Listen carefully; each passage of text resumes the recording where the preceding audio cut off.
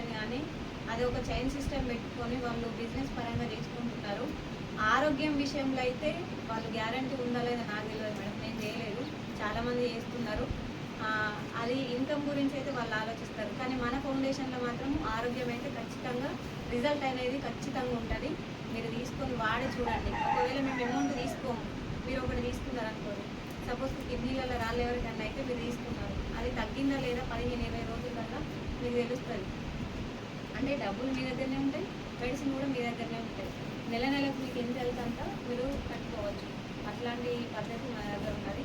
మా దగ్గర వచ్చి మెడిసిన్ ఏమున్నాయంటే ఇది మనకు బాలింత టైంలో ఆకులతో స్నానం చేస్తారు కదా, ఏమవుతుంది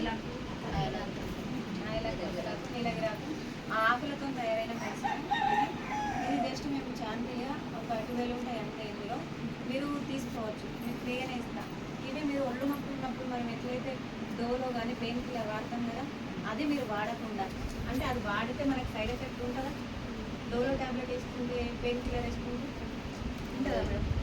సైడ్ ఎఫెక్ట్ దేని మీద ప్రభావం చూపెడుతుంది?